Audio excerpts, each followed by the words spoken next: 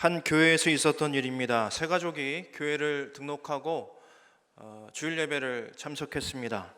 설레고 기대하는 마음으로 예배 시간보다 조금 더 일찍 교회 본당에 와서 자리에 앉았습니다. 새로운 교회로 인도하신 하나님께 감사하며 또 예배를 드리는 그 기도를 드리고 있었습니다. 예배를 그렇게 준비하고 있었지요. 그런데 기도 중에 누군가 그분의 어깨를 두드리며 말을 건넸습니다. 여기 제 자리입니다. 옆자리로 좀 옮겨주실 수 없나요? 세 가족이 앉아있던 그 자리는 그 성도분이 매주 그 자리에서 예배 드리던 그러한 현장이었습니다. 기도 중에 너무 황당했던 그 세 가족이 말했습니다. 이 교회는 본당 좌석에 앉는 자리가 다 정해져 있나요? 그러자 그 성도분이 답했습니다. 내가 여기 20년이 넘게 다녔는데 늘 이 자리에서 예배를 드립니다. 이 자리는 내가 하나님께 은혜 받는 자리예요. 그러니 어서 자리 좀 옮겨주세요. 이제 곧 예배가 시작됩니다. 대화를 듣고 있던 다른 성도들도 난감해하면서 어쩔 줄을 몰라 하고 있었습니다. 너무 기분이 상한 그 세 가족은 자리에서 일어나 교회를 나왔습니다. 그리고 다시 그 교회를 방문하지 않았습니다. 교회에 익숙하지 않은 세 가족이 교회를 오랫동안 다녔던 그 성도분의 그 말 때문에 그 교회를 다니지 않게 된 것입니다. 성도분의 마음도 일면 이해가 안 되는 것은 아닙니다. 자신에게 익숙한 자리, 또 말씀이 잘 들리는 자리, 그리고 말씀을 전하시는 목사님이 잘 보이시는 자리, 여러분 저 잘 보이시나요? 예. 그런 자리였겠지요. 하지만 함께 예배드리는 다른 사람의 마음을 조금 더 헤아릴 수 있었다면, 조금 더 나아가서 그 헤아림이 있었다면 어땠을까 하는 아쉬움이 남는 그런 장면입니다. 그 성도님은 그가 세 가족인 줄을 모르고 한 말일 것입니다. 그런데 그가 세 가족이든 아니든 교회의 한 지체로서 그분을 생각해 주었다면 더 좋았을 걸 하는 생각이 듭니다. 자신보다 우리 주님과 모두를 위해서 말이지요. 오늘 본문에서는 우상의 제물, 즉 우상에게 바쳐진 제물, 그것을 먹는 일에 관하여 바울이 권면을 전하고 있습니다. 믿음이 약한 자들, 나아가 공동체 사람들을 위해서 나는 어떤 우상 제물에 대해서 어떠한 태도를 가지고 있어야 하는지 말하고 있는 그러한 본문입니다. 믿음이 약한 자들과 더불어 교회의 모든 이들에게 나는 어떠한 마음을 가지고 있어야 하는지에 대한 권면의 말씀을 우리가 함께 듣기를 원합니다. 고린도전서는 고린도 지역에 사는 그리스도인들에게 바울이 전한 그런 서신입니다. 바울이 제2차 전도 여행 중에 복음을 전하고 그 기초를 놓은 고린도 지역의 공동체, 교회에서 여러 문제들이 불거졌습니다. 성도들 간의 분열이 있었고요. 또 음행과 결혼에 대한 그런 이견들이 있었고, 또 오늘 본문에 나온 것처럼 우상 제물에 대한 그런 혼란이 있었습니다. 그리고 다음 장 얘기지만 은사 사용에 대한 방언과 또 이해하는 것에 대한 혼란이 또한 있었습니다. 또 그 외에 성찬과 부활에 대한 그런 이견들이 있었던 것입니다. 소식을 들은 바울이 자신이 복음을 전하고 시작되었던 사랑하는 공동체에서 그런 문제가 있다고 하니 권면을 담아 편지를 보낸 것입니다. 바울은 이 서신을 통해서 분열된 교인들이 다시 하나 될 것을, 그리고 믿음의 혼란함 가운데에서 다시 건강한 신앙, 그 안에서 교회를 온전히 세워나갈 것을 권면하고 있습니다. 이 고린도라는 지역은요, 많은 배들이 왕래하는 곳이고요, 그래서 해상교통과 상업의 중심지였습니다. 그래서 한국 특성상 여러 나라에서 온 사람들이 많지 않겠습니까? 그러다 보니까 여러 이방신을 섬기는 신전들도, 크고 작은 신전들이 많았습니다. 이 항해를 하면 항해 안전을 구하기 위해서 각자의 신들에게 가서 구하지 않겠습니까? 그래서 신전이 많았습니다. 특별히 이곳 고린도 지역에 사는 사람들이 그들이 먹는 고기의 대부분은 이방 신전에서 그렇게 먼저 이방 신들에게 제물로 바쳐진 이후에 먹을 수가 있었습니다. 그렇게 유통이 되었습니다. 그렇게 유통되고 있는 고기들, 그러니까 우상의 신전에 바쳐진 그런 고기들을 시장에서 구입해서 먹었던 것인데, 고린도 교인들에게 이것이 큰 고민거리가 되지 않을 수 없었습니다. 이방신에게 바쳐진 그 음식을 우리가 먹어도 될까? 안 될 것 같은데 하는 그런 의문이 있었습니다. 누구는 된다, 누구는 안 된다, 그런 이견이 또 있었던 것이죠. 그래서 고린도 교인들이 바울에게, 그들의 스승인 바울에게 질문을 던진 것입니다. 바울은 이 문제에 대해서 의외로 쉽게 초반에 답을 줍니다. 오늘 본문의 앞절인데요, 4절과 5절 말씀 제가 읽어드리겠습니다. 그러므로 우상의 제물을 먹는 일에 대하여는 우리가 우상은 세상에 아무것도 아니며 또한 하나님은 한 분밖에 없는 줄 아노라. 비록 하늘이나 땅이나 신이라 불리는 자가 있어 많은 신과 많은 주가 있으나, 6절을 함께 읽겠습니다. 6절입니다. 그러나 우리에게는 한 하나님 곧 아버지가 계시니 만물이 그에게서 났고 우리도 그를 위하여 있고, 또한 한 주 예수 그리스도께서 계시니 만물이 그로 말미암고 우리도 그로 말미암아 있느니라. 세상의 창조주가 단 한 분밖에 없으시고 그 유일하신 하나님은 우리가 믿는 바로 그분 하나님이라는 얘기입니다. 그러니까 진정한 신은 우리가 경배하고 또 섬기는 그 하나님 한 분밖에 없고, 이 하나님께서 우리의 모든 것을 지으셨다는 그 얘기를 하고 있습니다. 그리고 음식은 음식 자체로서 우리의 배고픔을 해결하는 그 기능을 할 뿐이지, 그것이 우상들에게 바쳐진 것은 전능하신 하나님 앞에서 아무런 의미가 없다라는 얘기를 하고 있습니다. 그래서 그 음식을 먹어도 무방하다라고 얘기하고 있습니다. 그래서 우상에 바쳐진 음식도 아무런 거리낌 없이 먹어라 라는 얘기를 전하고 있는 것이죠. 8절의 말씀도 함께 읽어보겠습니다. 8절입니다. 음식은 우리를 하나님 앞에 내세우지 못하나니 우리가 먹지 않는다고 해서 그것도 아니고 먹는다고 해서 더 잘 사는 것도 아니니라. 음식 자체에 그 기능만 있을 뿐이다. 이방 잡신에게 바쳐진 것이라고 해서 하나님 앞에서 아무런 기능도 능력도 의미도 없는 것이다 라고 얘기하고 있습니다. 그런데 여기서 끝나버리면 마음이 좀 찜찜하지 않습니까? 그래도 뭔가 찜찜하지 않습니까? 그래서 8장에서 바울은 그것을 끝나지 않습니다. 그리고 바울이 하고자 했던 고민은 그 얘기가 아니었습니다. 본문 8장 서두에서 바울이 이 문제를 어떻게 해결하고자 하는지 그 방향을 알려주고 있는데요, 1절 말씀 제가 읽어드리겠습니다. 우상의 제물에 대하여는 우리가 다 지식이 있는 줄을 아나 지식은 교만하게 하며 사랑은 덕을 세우나니. 이 바울은 하나님의 사랑과 예수님의 구속의 은총으로 성도가 된 우리가 사랑의 덕으로 교회를 아름답게 세워가야 한다고 먼저 선언합니다. 이것은 교회를 이루어가는데 중요한 원칙이 그리스도의 사랑으로 공동체가 세워져야 한다는 그러한 원칙이었습니다.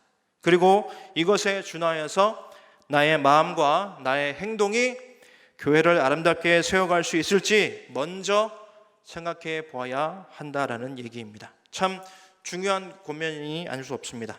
바울은 교회를 세우고 또 그 교회를 이루어가는데 있어서 다른 서신서에서도 이 점을 특히 강조하고 있는 것을 우리가 확인할 수 있겠습니다. 몇 구절만 찾아보도록 하겠습니다. 우리가 말씀드린 본문에 따라서 이미 읽어온 본문도 있고 이제 읽어야 될 본문도 있습니다. 먼저 읽어온 본문 로마서 말씀 먼저 보겠습니다. 로마서 14장 1절인데요, 제가 읽어드리겠습니다. 믿음이 연약한 자를 너희가 받고 그의 의견을 비판하지 말라. 그리고 15장 1절과 2절에서 또한 이렇게 얘기합니다. 믿음이 강한 우리는 마땅히 믿음이 약한 자의 약점을 담당하고 자기를 기쁘게 하지 아니할 것이라. 우리 각 사람이 이웃을 기쁘게 하되 선을 행하고 덕을 세우도록 할지니라. 15장 7절에서도 이렇게 얘기합니다. 그러므로 그리스도께서 우리를 받아 하나님께 영광을 돌리심과 같이 너희도 서로 받으라. 갈라디아서 이렇게 얘기합니다. 갈라디아서 5장 6절입니다. 그리스도 예수 안에서는 할례나 무할례나 교력이 없으되 사랑으로서 역사하는 믿음뿐이니라. 그리고 6장 2절에서요. 너희가 짐을 서로 지라. 그리하여 그리스도의 법을 성취하라. 마지막으로 에베소서에서도 같은 맥락의 얘기를 합니다. 에베소서 4장 2절 말씀입니다. 모든 겸손과 온유로 하고 오래 참음으로 사랑 가운데서 서로 용납하고. 3절입니다. 평안에 매는 줄로 성령이 하나 되게 하신 것을 힘써 지키라.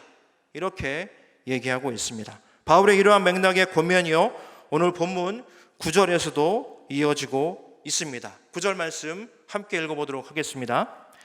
그런즉 너희의 자유가 믿음이 약한 자들에게 걸려 넘어지게 하는 것이 되지 않도록 조심하라. 이 당시에 우상의 제물에 대한 생각이 이미 정리가 다 된 소위 믿음이 강한 신자들이 있었겠지요. 이들은 복음으로 새롭게 된 이들이 맞고 하나님의 사랑을 입었고 그 사랑을 알고 또 우상에 대한 지식이 정리가 이미 잘 되어 있는 이들이었습니다. 그 지식은 바울이 얘기한 바대로 우상은 하나님 앞에서 아무것도 아닌 존재들이고, 그래서 그들에게 바쳐진 음식도 하나님 앞에서 아무런 능력도 의미도 없는 그저 배고픔을 해결하는 음식일 뿐이다 라는 그런 지식을 이미 정리하고 있었습니다. 그래서 이들은 이방 신전에서 진행되는 연회가 있었는데요, 그 연회의 초청을 받기도 했습니다. 그 초청을 받아서 참석하기도 하고 그곳에서 우상의 제물을 거리낌 없이 먹기도 하였습니다. 또 시장에서 팔리는 유통되는 고기도 아무런 거리낌 없이 구매하여 먹었던 것입니다. 그들의 그 행동이 틀린 것은 아니지요. 예, 그렇게 할 수 있습니다.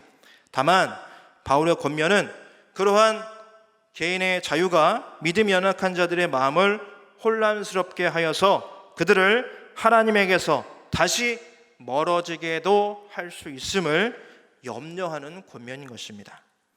그들은 오랜 동안 우상을 섬기며 살다가 이제 복음을 전해 듣고 새롭게 믿음 생활을 시작한 이들인데, 믿음이 강한 자들의 그런 거리낌 없는 행동들을 보면서 그 연약한 자들이 복음과 또 믿음에서 멀어지고 그 확신이 흔들릴 수 있다라고 얘기하는 것이죠. 그래서 다시 이방신을 섬기던 과거로 돌아갈 수도 있다라는 그런 염려를 전하고 있는 것입니다. 본문 10절과 11절의 말씀 함께 읽어보겠습니다. 본문 10절과 11절입니다. 지식 있는 내가 우상의 집에 앉아 먹는 것을 누구든지 보면 그 믿음이 약한 자들의 양심이 담력을 얻어 우상의 제물을 먹게 되지 않겠느냐. 그러면 내 지식으로 그 믿음이 약한 자가 멸망하나니 그는 그리스도께서 위하여 죽으신 형제라. 그래서 바울은 나의 믿음의 선택이 믿음이 약한 자들에게 어떤 영향까지도 있을지 고려하라는 얘기를 하고 있습니다. 비단 믿음이 연약한 자들에게 뿐만 아니라 교회 안에 다른 지체들에게도 그렇게 하라는 얘기입니다. 내 눈앞에 있는 그 지체가 예수께서 그의 핏값으로 사신 존재라는 것을 잊지 말라는 것입니다. 나의 자유함으로, 나의 선택으로 그 믿음의 확신을 흔들게 한다면 그것이 교회의 또 다른 문제가 될 것이다 라고 지적하고 있는 그런 얘기지요. 이 고린도전서 8장의 그 본문의 내용은요, 제가 개인적으로 군대에 있을 때에 실제로 경험을 했습니다. 제가 신대원 오기 전에 대학교 1학년을 마치고 군대를 갔습니다. 군대를 갔고 저는 공군에 입대했고, 공군이 가장 복무 기간이 깁니다. 당시에 30개월이었습니다. 지금은 굉장히 많이 줄었는데요. 복무를 하고 있었는데 병장 때쯤 돼서 이제 좀 자유롭게 이동할 수도 있고 또 교회도 마음껏 왔다 갔다 할 수 있는 그러한 시절이었습니다. 그때 제가 수원 공군병력에서 근무를 했는데, 오늘 여러 가지 다 나오네요. 거기서 있을 때 신우회가 모임이 워낙 활성화가 많이 돼가지고 많은 장병들이 수요일 그리고 주일 그리고 주일 오후 예배까지, 주일 저녁 예배까지 이렇게 많은 인원이 참석하는 그러한 신우회였습니다. 그 신우회에서 같이 동료들과 또 이렇게 신우회 임원도 하고 찬양팀도 같이 꾸려서 예배도 드리고 모임도 하고 그랬던 아주 그런 좋은 기억이 있는 그런 시절이었습니다. 그런데 그때 당시에 저는 그 술에 대해서 취하지 않으면 된다. 그때 청년이었습니다. 오해하지 마십시오. 그때 청년이었습니다. 기준을 세워가는 그런 시기였는데 취하지 말라라고 해줬으니까 취하기 전까지만, 내가 내 몸을 가눌 수 있기 전까지만 마시면 되지 않겠느냐라는 그런 생각으로 있었습니다. 그래서 간단한 맥주 한 잔이나 먹을 수 있지 않을까 생각을 했었습니다. 그런데 그 신우회에 새롭게 오게 된 그 저희 내무반 바로 옆에 있는 내무반에 사는, 저희 같은 대대는 아니어서 서로 그 계급 관계는 아니었는데, 상하 관계는 아니었는데, 그래도 교회에서 봤으니까 인사를 할 수 있는 정도였습니다. 서로 아저씨 하면서 인사를 하는데 새 가족이었어요. 교회를 처음 다니게 된, 교회 부대에서 처음 다니게 된 그런 지지였습니다. 그래서 예배를 왔고 신우회 모임에도 모임이 좋아서 계속 참여하고 있었는데, 이제 병장 휴가를 받아서 이제 밖에 나오게 됐는데, 마침 그 형제도 휴가를 받고 같이 나오게 됐습니다. 그래서 같이 나오는 날 인사하고 잘 보내라고 갔는데, 휴가 중간에 저는 이제 고등학교 그 동문들 모임이 있어서, 동창들 모임이 있어서 갔는데, 저 외에는 다 교회를 다니지 않았습니다. 그래서 동창 모임 하면 주로 어디서 합니까? 술집에서 주로 모임 많이 합니다. 그래서 좀 걱정이 됐는데, 그 장소가 아니면 제가 참여할 수도 없고 그들이 제가 원하는 곳에 올 수 없으니까 그럼 많은 사람이 원하는 장소에 내가 가겠다. 그래서 거기 가서 맥주를 한 잔 마시고 있었어요. 그런데 저도 몰랐는데 제가 이제 화장실을 가려고 일어났는데 그 주점에 그 형제가 앉아 있는 거예요. 앉아 있고 나름의 모임을 하고 있었어요. 그 형제가 저를 봤는지 못 봤는지 저는 모릅니다. 그런데 그 형제를 보는 순간 이 8장의 이 상황이 생각이 되면서, 혹시나 그 형제가 나를 봤으면 그 형제가 나 때문에 실족하고 넘어질 수 있겠구나 하면서 저는 술에 대한 어떤 그런 생각들을 정리할 수가 있었습니다. 그때를 계기로. 그래서 그런 사건이 있었는데, 나의 자유로운 선택이 믿음이 연약한 자, 또 사독들에게 그런 좋지 않은 영향을 줄 수 있다라는 것을 그때 너무나 깊게 경험하고, 그래서 그런지 그 형제가 저를 봤는지는 제가 나중에 확인하지 않았습니다. 민망해서 가서 저를 봤는지 물어보기도 그렇고. 그래서 돌아와서 정말 자유로운 나의 선택과 믿음이 이렇게 안 좋은 결과를 미칠 수 있는 그런 상황까지 갈 수도 있겠구나 하는 그런 생각으로 정리를 하게 되었습니다. 그래서 이 본문이 저에게는 개인적으로는 참 많은 추억이 있는 본문이고 또 좋은 은혜가 있는 그런 본문으로 저에게 남아 있습니다. 우리는 나의 마음과 행동이 그런 연약한 자들의 믿음을 돕는 그 사랑으로 드러나고 있는지 돌아봐야 하는 것입니다. 또한 나의 작은 선택이 하나님이 세우신 이 교회에 아름다운 덕을 세워나가고 있는 것인지 돌아보아야 합니다. 왜냐하면 우리 모두는 하나님의 사랑과 예수 그리스도의 보혈의 은혜로 다시 살았고 성령의 이끄심을 따라 교회로 부름을 받은 하나님의 자녀들이기 때문입니다. 우리는 모두 건강과 재산과 학력과 성별에 관계없이 하나님의 그 사랑 안에 있어야 할 하나님의 사람들이기 때문입니다. 교회가 아름답게 세워져야 세상이 아름다워집니다. 교회는 어두워져가는 세상을 아름답게 회복시키기 위해서 하나님께서 남겨놓으신 마지막 보루입니다. 교회가 아름다워야 합니다. 그리고 교회가 세상에 그 아름다움을 보여줄 수 있어야 합니다. 이를 위해 교회 안의 성도들이 하나님의 사랑으로 서로를 세워줄 수 있어야 합니다. 그 사랑은 포기되어서는 안 됩니다. 하나님의 사랑이 나를 통해 먼저 흘러가기 시작해야 합니다. 그것이 믿음의 덕, 사랑의 덕을 세우는 것입니다. 믿음이 강한 자들이 믿음이 약한 자들을 돕고 세워주는 것은 물론이요, 서로가 하나님의 자녀됨의 기쁨과 축복을 그 사랑을 통해서 경험할 수 있어야 하겠습니다. 주님과 우리 모두가 나 때문에 하나님의 사랑을 경험할 수 있다면 그것보다 기쁜 것은 없습니다. 나아가 우리 동순교회 교회 때문에 세상이 하나님의 사랑을 알고 경험할 수 있다면 그것보다 영광스러운 순간 또한 없을 것입니다. 그 출발은요, 바로 나로부터 시작됩니다. 하나님, 죄로부터 시작되게 해주세요. 그 사람부터 하게 해주세요. 그 기도는 하지 않으셔도 됩니다. 하나님, 바로 나부터 시작되게 해 주십시오. 나로부터 흘러가게 해 주십시오. 나의 마음과 행동이 어디를 향하고 있느냐가 매우 중요합니다. 하나님을 사랑하고 내 옆 사람을 사랑하는 그곳으로 우리 모두가 향해 걸어가야 하겠습니다. 여러분, 간디 아시죠? 간디가 이런 말을 했습니다. 저는 예수를 존경합니다. 그러나 기독교인은 싫어합니다. 이렇게 얘기했다 합니다.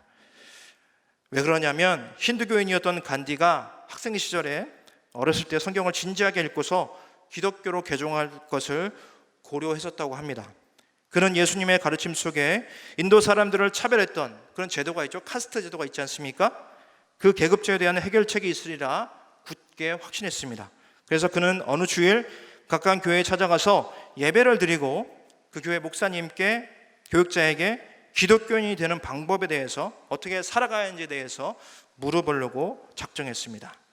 그런데 간디가 예배당 안으로 들어서자 안내원은 그에게 자리를 내주기를 거부하면서 당신과 같은 계층의 사람들과 예배를 드릴 수는 없다. 너의 계급에 맞는 그곳에 가서 따로 예배를 드리라 했다라고 합니다. 간디는 만약 기독교인들에게도 계급의 상하가 있다면 나는 그냥 힌두교인으로 남아있는 것이 더 나을 것이라고 생각하고 그만 발길을 돌렸습니다. 다시 교회로 오지 않았습니다. 그 안내원의 편견은 예수님을 배반했을 뿐만 아니라 예수님을 구주로 영접하고 믿으려고 했던 사람들까지 돌려보내고만 그런 셈이 되었습니다. 훗날 간디는 예수님을 믿고 그의 가르침을 따르는 일에는 동의를 하지만 기독교인이 되는 것까지는 동의하지 않았다고 전해지고 있습니다. 설교 초반부에 말씀드렸던 그분 기억나십니까?